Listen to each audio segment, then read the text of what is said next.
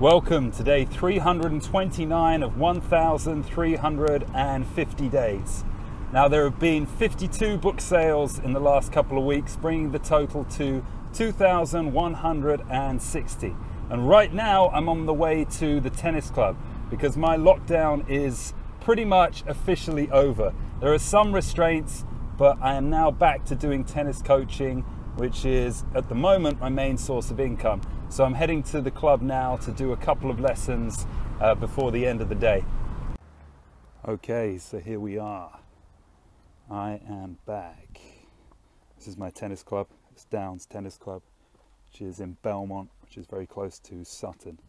It's not actually the first time I've come into the tennis club in the last 8 weeks or so. I have been here earlier in the week doing lessons, but I wanted to make it look like it was some kind of grand entrance.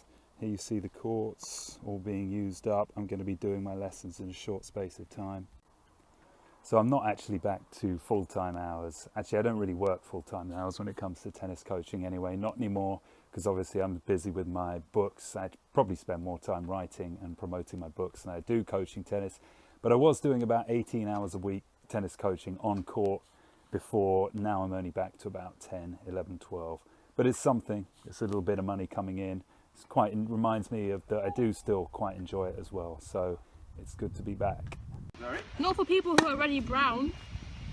Maybe for you. Don't I look better with my tan? Yeah, you do. But not me, because I'm already brown. No, you got a tan last summer and it looked good. No, it looks horrible. It looked good. You thought it looked good in the end. No, I didn't. People were like, oh, where are you from? Like, oh, you look Sri Lankan. Were they saying that? Yeah. Sri Lankan. An Indian. So I'm here with Mario, one of my favourite tennis students. How long have we been doing lessons? 3 years now. I thought it was 2016, I think. 4 years, yeah. 4 years. Okay, so I'm going to put you on the spot. Have you improved since having my tennis coaching? Yeah, definitely. You're not just saying that? No, seriously. I couldn't hit a backhand before. Yeah, that's a good point. You couldn't have backhand, but you're not quite as committed now as you used to be. Yeah. I need to see that commitment increase. Okay, so I've finished for the day. Before I wrap this video up, I just wanted to mention, now that I'm out of lockdown, what I had achieved at lockdown and one or two things that have changed. I basically, as you probably saw from my previous video, I've managed to finish writing my third book, and I'm now quite a long way through the final editing phase of it. So I'm looking at maybe end of July, beginning of August to get it released. And what has helped me finish it in a relatively quick period of time, or at least quick for me in terms of my writing, is I've switched up my way of working. I read a book, actually it's the second time I read it. It's called The One Thing by Gary Keller. And he advises that you find your main focus, your main priority in your life, which for me, my main priority is selling 1 million copies of my book. And if that's your main priority, then you've got to ask yourself the question, what's the one thing you can do today or each day that is going to get you closer to that main priority? Now, my one thing is obviously writing as many books as I possibly can.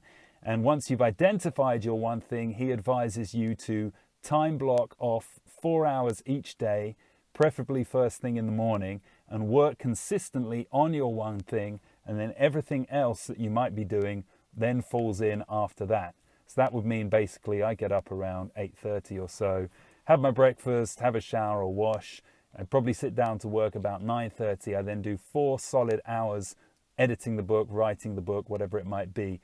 My one thing does change. So for example, today my one thing is tennis lessons, because I've gone for quite a long time without doing any tennis lessons. So I had 5 hours today, that became my one thing, and everything else I'm doing falls in around that. Exercise, making these videos, responding to people, messaging people, etc.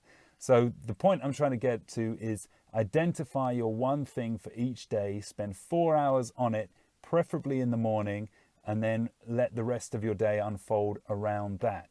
Now, obviously, some of you guys watching this are in full-time jobs, and your job may not be your one thing. I understand that. A lot of people are in that situation. If that's the case, then maybe look to the weekend.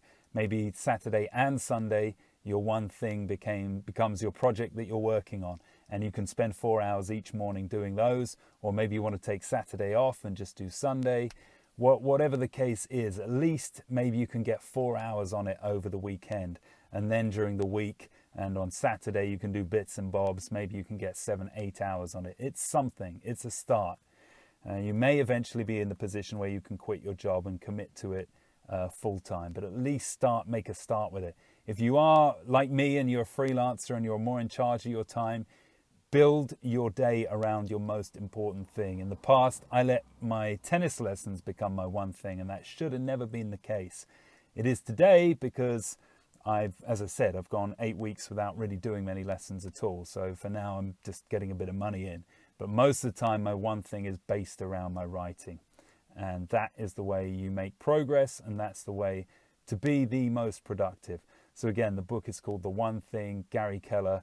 I heavily advise you guys reading it. It's really good. You learn a lot from it.